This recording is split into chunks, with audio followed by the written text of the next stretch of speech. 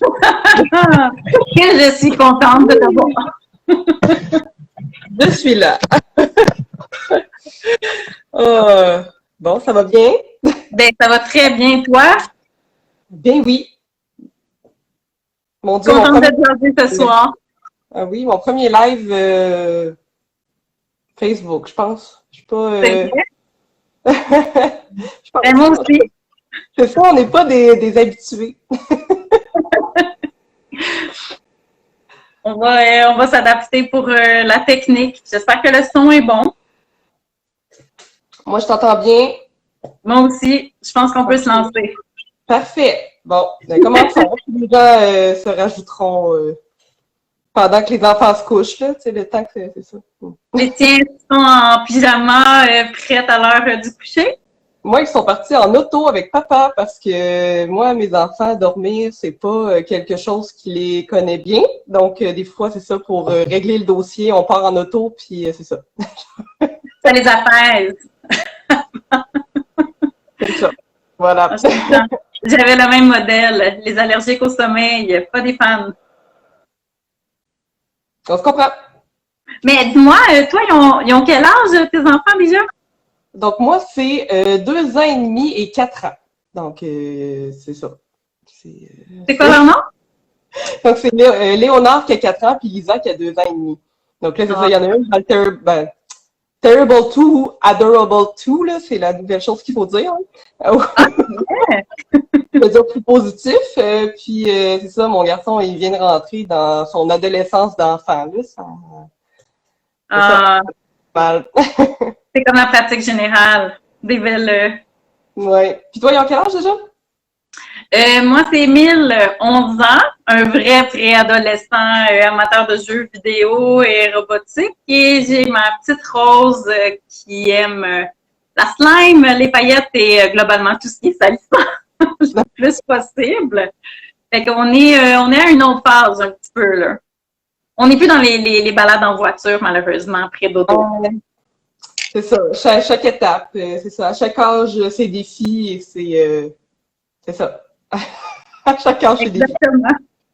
Fait que tu avais des belles anecdotes pour t'inspirer quand tu as travaillé sur le livre, j'imagine? Ah, ben c'est clair, là. Je veux dire, tu sais, ça n'a pas été difficile de trouver des idées en général parce que, ben, particulièrement pour les âges que mes enfants ont, là, pour moi, c'était comme, ah ben oui, je vis ça tous les jours, donc ça sera pas difficile d'imaginer. Puis aussi, tu sais, j'ai des amis de la famille qui en ont des enfants, donc tu sais, de m'inspirer d'eux autres, là, c'était comme relativement facile. Là. Puis, ouais. Puis toi, quand tu as écrit ça, est-ce que... Mais toi, d'abord, pourquoi tu as décidé d'écrire ça? Ça serait déjà un... Oui, ben en fait, ben, ça faisait c'est la suite logique de Survivre à la grossesse, qui était le premier tome. Donc, tout ça ne s'arrête pas à l'accouchement, hein, comme on le sait. L'aventure se poursuit pendant de longues années ensuite.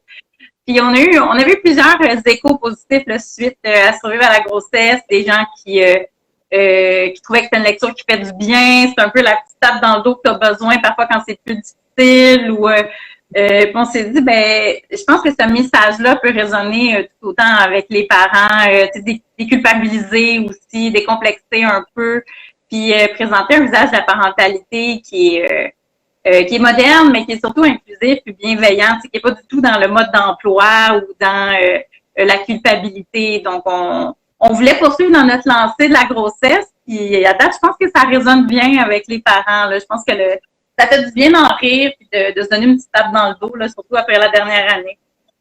C'est clair, mais tu sais, le premier sur la grossesse, j'étais triste parce qu'il est sorti, puis je venais d'accoucher de ma deuxième.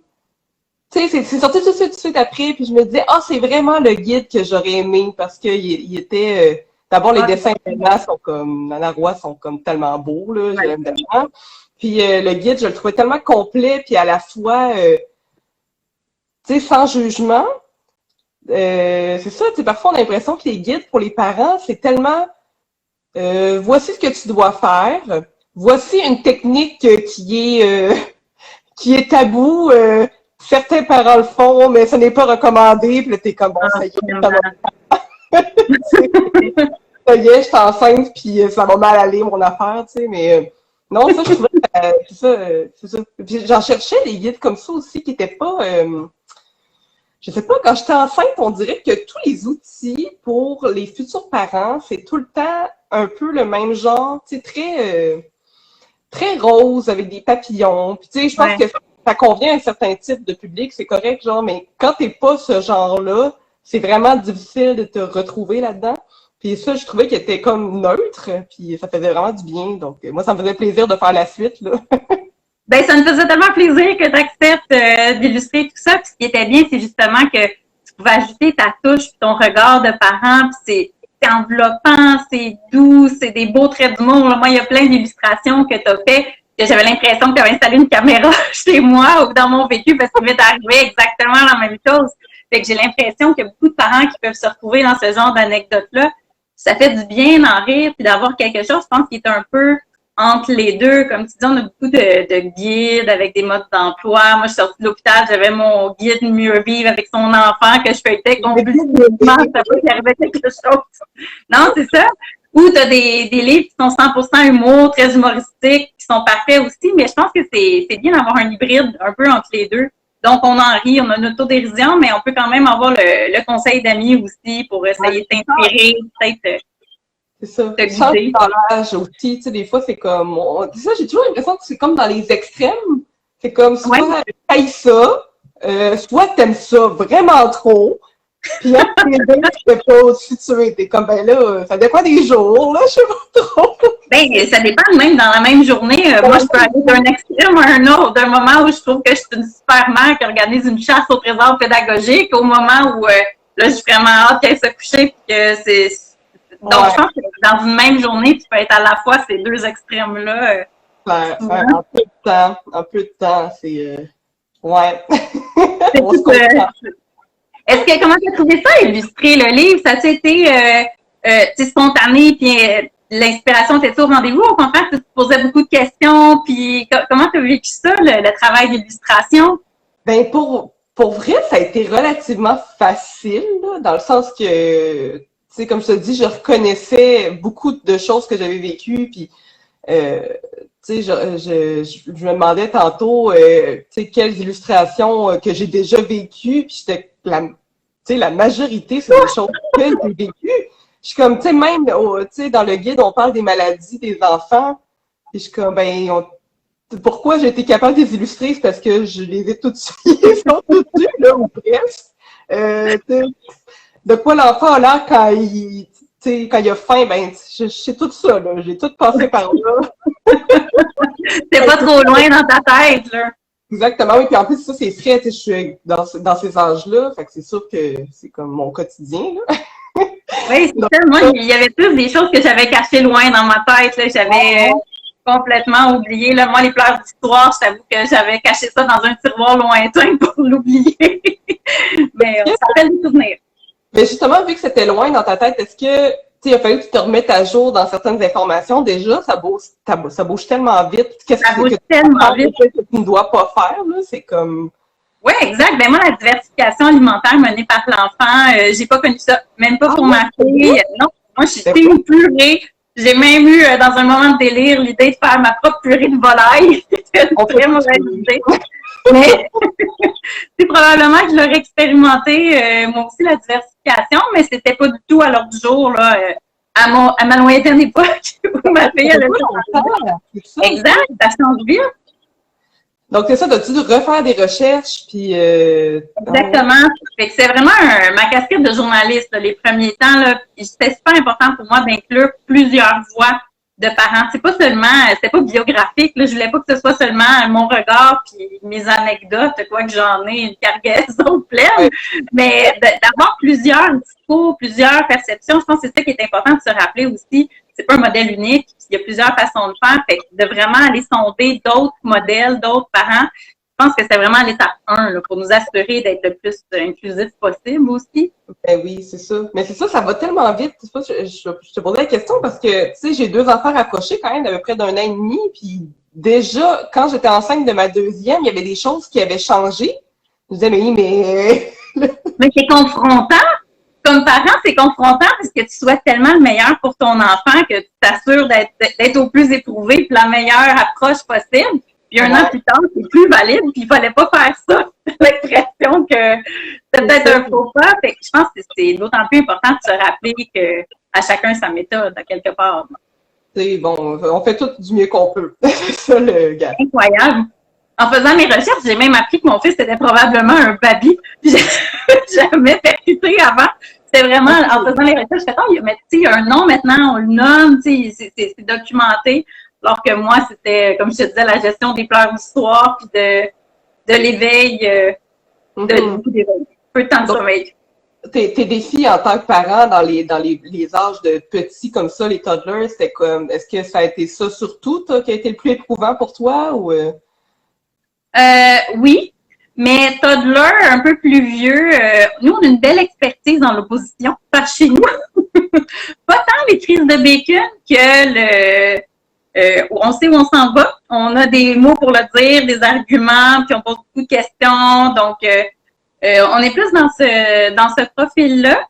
Fait que c'était plus ça les défis, là. Tu sais, vraiment être capable de poser des limites puis d'en discuter, oui, mais éventuellement, il faut admettre, il faut se brosser les dents tous les jours, puis il ne faut pas commencer à négocier le geste chaque fois. Tu comprends? Toi, c'est quoi ton défi, tu dirais, dans les jeunes années préscolaires? Ben moi, j'ai l'impression que c'est plus derrière moi. En même temps, tu sais, je sais pas ce qui s'en vient, mais moi, j'ai vraiment plus trouvé ça difficile, les petits bébés, là, vraiment, après la naissance. Le fait d'apprendre à un bébé à être un être humain, puis toi, tu sais, surtout au premier, là, d'apprendre à toi ton rôle de mère, tu sais, la première année du bébé, là. Donc, tu sais, ça fait pas très longtemps que je m'en suis sortie, finalement. Si on calcule rapidement. Mais c'est ça, chacun ses trucs. Moi, honnêtement, petit bébé, j'ai trouvé ça difficile sur le sommeil, sur le trouver ma place là-dedans. Puis c'est ça, c'était comme un mélange de plein de choses. Pas savoir quoi faire avec le bébé. Tu sais, d'un côté, tu regardes certaines mères qui ont l'air de savoir tout de suite quoi faire. Moi, j'avais l'impression d'être complètement incompétente, tu sais. Ah ouais, je pense que ça prend du temps avant de se faire confiance puis de s'écouter un peu. Moi, j'aurais vraiment aimé ça de savoir plus tôt. Tu sais, d'avoir un peu cette intuition-là, de m'écouter un peu plus que j'écoutais les autres ou les guides ou tout ce que je voyais ailleurs. C'est vraiment pas naturel pour tout le monde, hein. Ouais. C'est pour ça que maintenant, on dirait que là, je commence à trouver OK, là, j'ai un peu plus de fun. Mais je pense que ça vient surtout du fait que je me fais plus confiance, justement, parce que je suis vraiment en mode, bon, j'ai laissé tomber les pages Facebook de maman, là, qui me rendaient complètement... oui, mon Dieu, parlons-en! Parce que t'as comme beaucoup trop d'opinions d'un bord puis de l'autre de plein de gens qui ont aucune idée de ton background, tu sais. C'est souvent des opinions très marquées, hein? Tu sais, c'est tellement personnel, c'est tellement émotif que souvent, c'est une opinion qui est plus ou moins dans la nuance, fait qu'on se sent encore plus confronté dans nos choses. Ben, les réseaux sociaux et la nuance, c'est pas deux choses qui vont ensemble. Exact. Fait que ouais, c'est pas, ouais. Mais c'est ça avec notre livre, si ça peut permettre à d'autres parents d'avoir le déclic confiance plus vite que moi je l'ai eu. En tout cas, si ça peut permettre à certains d'accélérer le process, tant mieux. Je pense que ce sera une mission à accomplir rendu là. Mais déjà, en parlant de page Facebook de maman, tu sais, il y a certains trucs que j'ai illustrés qui étaient pas des pointes envers ça, mais des trucs que j'ai vu passer où je me rendais bien compte que j'étais pas toute seule à, mettons, mon bébé veut pas avoir le mouche bébé. Tu sais, l'illustration du parent qui est en train de se battre avec le mouche bébé, là. Parce que j'avais déjà vu une maman comme ça écrire « Comment vous faites pour moucher le nez de votre bébé? Il veut rien savoir. » Puis il y avait un parent qui avait écrit « Grimpe dessus. Ah ah, non, c'est une blague. » J'étais comme « Je suis pas toute seule à avoir fait ça. » Faut que je le décide pour qu'il y ait d'autres personnes qui fassent « Ah! OK, des fois, ça ressemble à ça, là. C'est comme te battre avec un tigre. » C'est de la lutte gréco-romaine, là, quand t'essayes de moucher au début, c'est vraiment pas évident.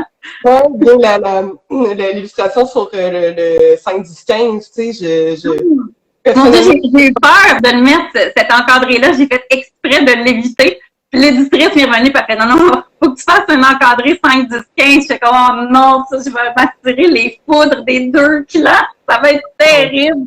Ça, c'est la question du débat parental, là, si tu veux créer un débat. J'étais contente qu'on fasse juste une petite parenthèse, puis je trouve qu'avec l'illustration, justement, ça apportait un... Ah, elle est parfaite. En fait, c'était mon opinion de comme, on dirait que il y a plein de monde qui le faisait, mais personne n'ose en parler. C'est comme, est-ce que la technique secrète on parle, tu sais, en dessous, tu sais, vraiment en secret parce qu'il faut pas le dire, alors qu'il y a plein de parents qui le font, puis on fait tout ce qu'on peut, puis là... Ah, c'est ça. Mais c'est vraiment de rendre ça un petit peu moins culpabilisant de part et d'autre, je pense, puis d'être un peu plus dans l'écoute. La dame, mais non, elle est vraiment parfaite, cette illustration-là. Elle m'avait beaucoup fait rire quand je l'avais vue. Je m'étais identifiée. Ça m'avait beaucoup soulagée, étant donné que je craignais les en demeure pour en avoir parlé. Fait que c'était vraiment une très, très bonne chose. Il fallait en parler, on n'avait pas le choix. Exact. C'est quoi les 3 conseils que tu donnerais aux nouveaux parents, étant donné que tu es un peu plus loin dans le chemin de la parentalité?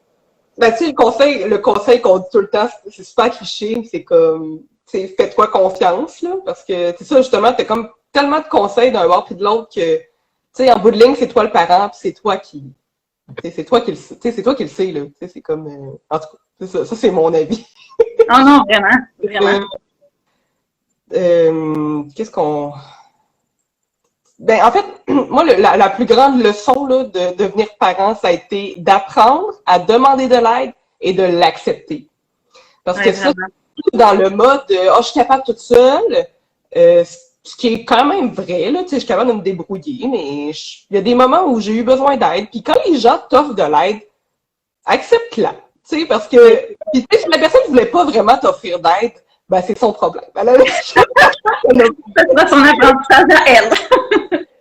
Non, mais en tout cas, moi, ça a été vraiment mon grand apprentissage. Tu sais, accepte l'aide, puis apprécie-la aussi. Puis c'est pas toujours facile. Là. C'est encore, je dis pas que je suis complètement à l'aise avec ça, mais là, en général, les gens veulent ton bien. Là. Mais est-ce que tu le demandes un peu plus ou en général, tu attends qu'on te l'a? Ouais, non, je le demande beaucoup plus qu'avant. Oui, oui. Okay. En ce moment, c'est comme, bon, en tout cas, là, ça va s'alléger un peu, les mesures. Là. Oui, c'est ça. Le filet social a conduit beaucoup dans la dernière année. Le village pour élever l'enfant, là, il était réduit. Oui, il était très réduit. Puis toi, tes conseils, t'en as-tu? C'est quoi les conseils? Moi, les conseils, ce serait de jamais se comparer, ni soi, ni son enfant, de ne pas se comparer aux autres. Ce serait d'être indulgent envers soi-même, c'est d'essayer on va tous faire des erreurs de toute façon, c'est inévitable, c'est sûr qu'on va avoir des moins bonnes journées, c'est sûr qu'on va être malhabile parfois aussi. Donc, juste d'avoir un peu d'indulgence. Et je dirais d'avoir une backup doudou tout le temps. Ce serait mes 3 conseils de survie pour les parents. Puis je dirais qu'il y en a un que j'ai appliqué là-dedans, 50%, et que je vous laisse deviner lequel. Les autres sont en apprentissage constant. Donc, c'est vraiment de tous les jours, se le rappeler, jamais, jamais acquis. Mais je pense que c'est quand même bon de se le rappeler des fois, là, même si ça semble évident. Parce qu'on peut être indulgent, c'est déjà une bonne base de fait. Quand on est là-dedans. Ouais, ça, c'est pas toujours facile, hein? C'est comme... Non. On se prend tout le temps à se comparer un petit peu tout d'un coup, là. Oups! Mais toi, tu sais, je te regardais pendant le confinement, justement, puis mes enfants faisaient tes dessins, c'était magnifique, ça me permettait de les occuper pendant mon télétravail. Je suivais ça de près. Toi, c'est quoi tes moments préférés avec tes enfants? Qu'est-ce qui te fait vraiment plaisir de faire avec eux ou tes petits bonheurs de parents? En général, là, pas pendant le confinement, là. Ouais, mettons excluant le confinement. Ah, ben, tu sais, ben moi, là, depuis qu'ils sont vraiment très petits, moi, c'est le cododo a sauvé ma vie. Puis, on en fait encore tu sais, pas tout le temps, mais le matin, ils viennent me rejoindre dans le lit, puis on se colle. Puis, moi, c'est comme mes moments, tu sais, c'est comme mon moment à moi, là, ça, j'adore ça. Puis, tu sais, quand ils dorment, il y a comme un petit plus, là. Mais, non, puis tu sais, en plus, là, ils se mettent à jouer ensemble, ils sont tellement cute quand ils jouent ensemble, là, ça, c'est comme mon... Tu sais, quand ils jouent ensemble, puis ils chicanent pas, là, ça, c'est comme parfait. C'est une bénédiction. bénédiction, tu sais. Ouais. Ça arrive. Puis toi? Non, c'est ça.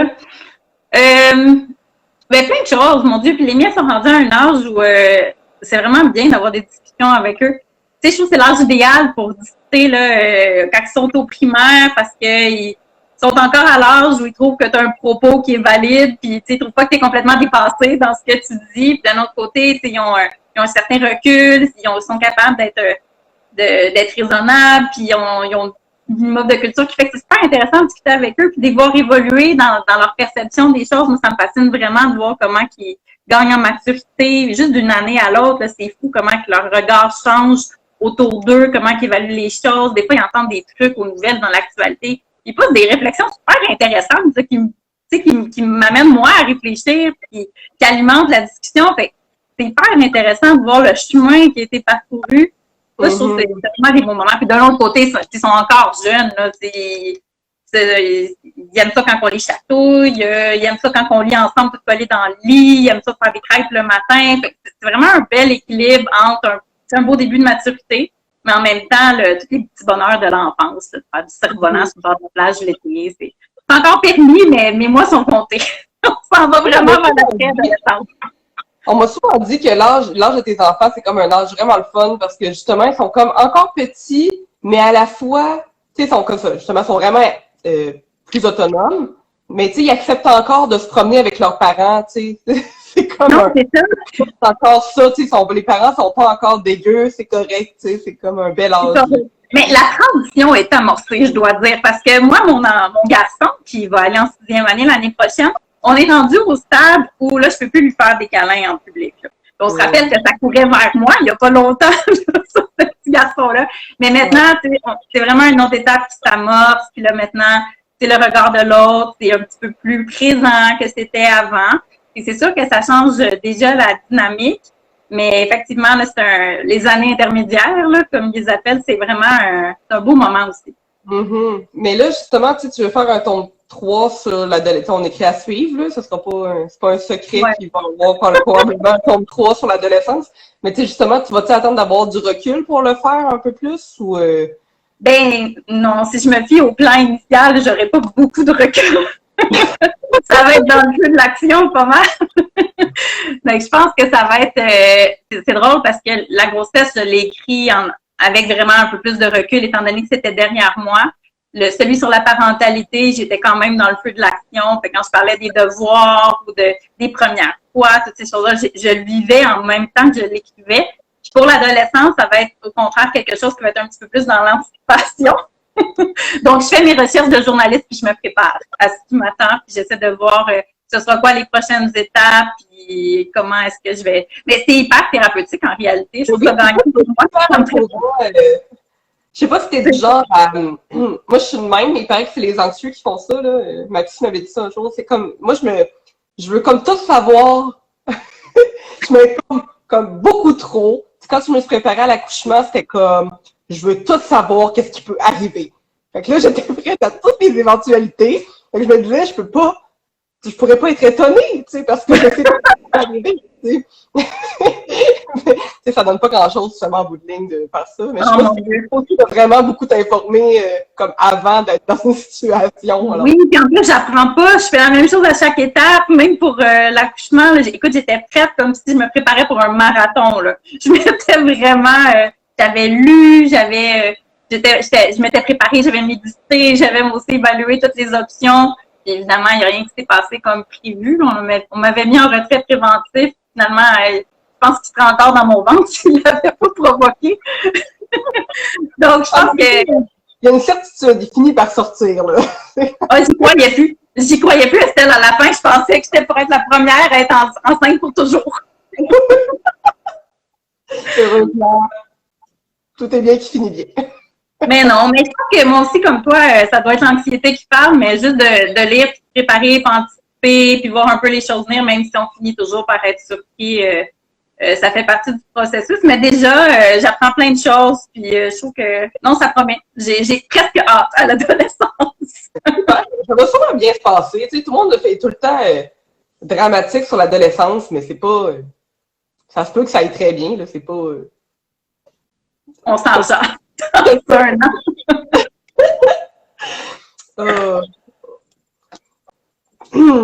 Puis,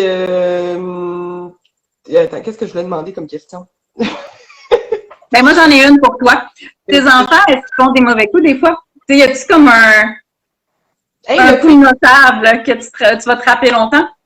Ben, pour l'instant, ça va bien.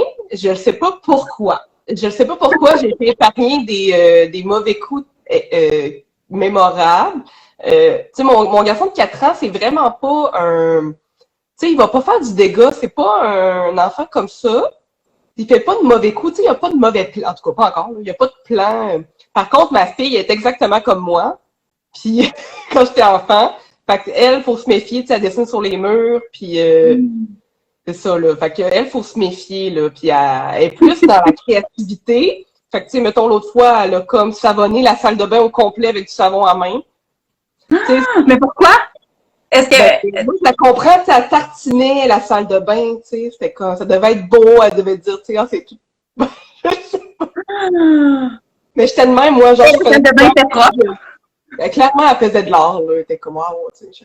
C'est l'avantage. C'est drôle que tu dises ça, parce que moi, ma fille, il n'y a pas si longtemps, je dois admettre, malheureusement, a décidé de tartiner intégralement les murs de sa chambre avec de la crème hydratante.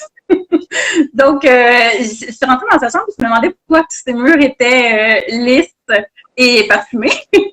Elle avait fait la même chose sur son lit. Puis imagine-toi qu'en posant la question, elle m'a dit que c'était parce que c'était pour empêcher les araignées de grimper. Elle voulait pas que les araignées viennent vers elle, fait qu'elle a comme fait un piège araignée par crème hydratante pour être sûre que les araignées ne pourraient pas l'atteindre pendant son sommeil. Fait que tu sais, c'est du désordre, c'est du dégât, mais c'est comme un chaos créatif justifié avec un rationnel, tu sais, une réflexion. Mais tu sais, c'est tellement cute. Comment être fâché? Tu sais, en plus, je sais pas pour toi, mais moi, ma fille est vraiment comme moi. Fait que quand elle fait des affaires, je suis comme, ah ben oui, j'ai déjà fait ça. Comment tu veux que je la chicane? C'est que je suis très mal placée. T'sais. Ah oui, c'est encore plus confrontant dans ce temps-là. Là. Moi, quand les enfants ils me sortent des grands arguments, là, puis ils sont en opposition, malheureusement, je trouve que c'est un coup du karma. Je me réentends, moi, m'obstiner avec mes parents, puis je m'excuse, mon Dieu, maman, mais la pomme tombe pas loin de là. Fait que c'est sûr qu'on se voit avec un regard différent. Ouais. Puis dans le livre, est-ce que, ben tantôt tu parlais du 5-10-15, que tu étais embêtée d'écrire, mais y a-t-il d'autres sections que tu as trouvé plus dures à écrire?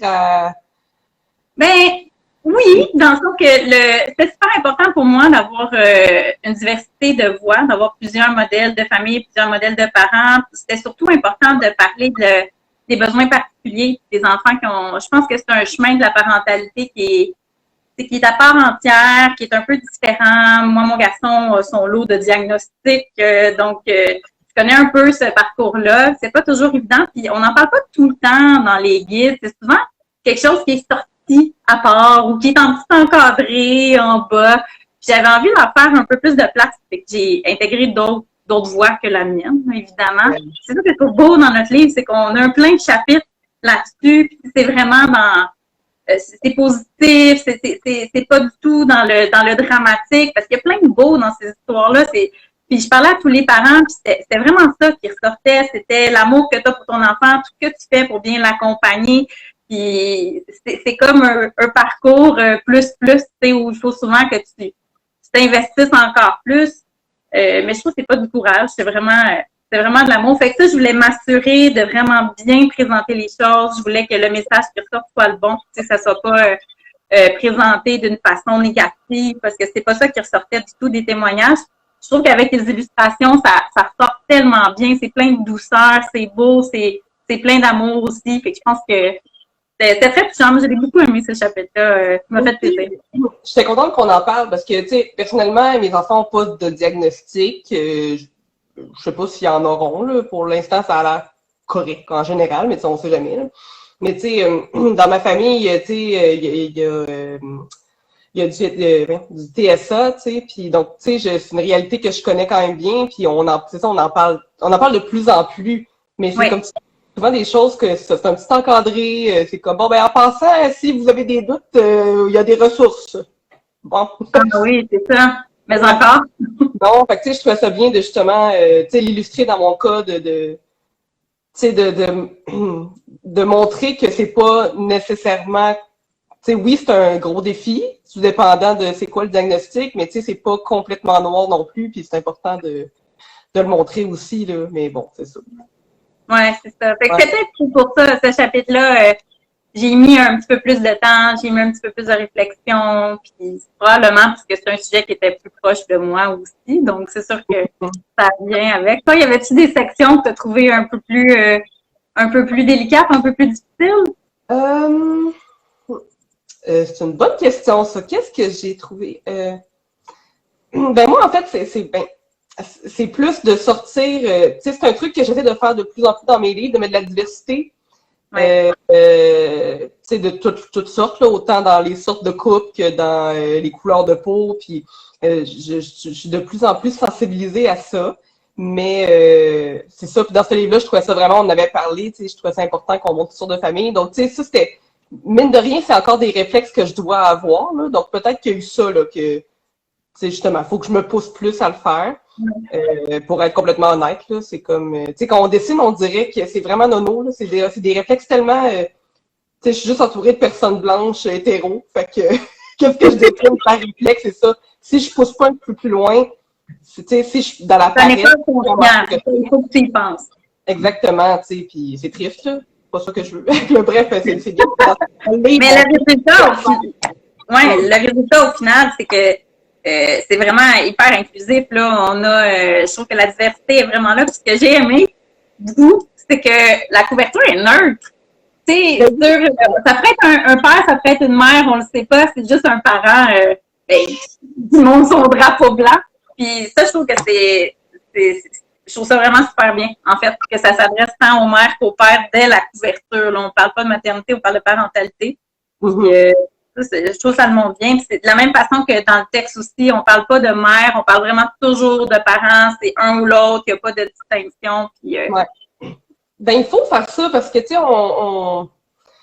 les pères sont de plus en plus présents. Il y a encore du travail à faire, là, mais c'est vraiment mieux qu'avant, on s'entend. Tu sais, puis justement, faut les intéresser parce que souvent, les guides, on dirait que c'est vraiment dirigé vers les mamans, puis c'est comme tout. Fait que, tu sais, justement, je trouve ça vraiment le fun qu'on ait essayé de pousser ça un peu, puis d'inclure tout le monde, là. Fait ouais, que, exact. À part ouais. égale. Fait que c'est un petit défi pour moi, mais en même temps, je suis tellement contente de. C'est ça, il fallait le faire, là. C'est pas une question de. C'est ça. Fallait le faire.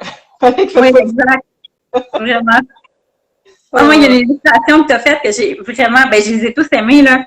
Mais tu m'as vraiment fait rire, fallait que je te dise, sur ici, là, les parents qui vantent un peu leurs enfants, puis il y en a une qui dit, là, moi, il connaît toutes les fables. Oh non,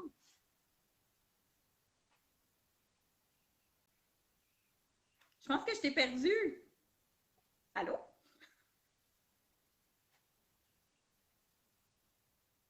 Oh, ben peut-être petit problème technique.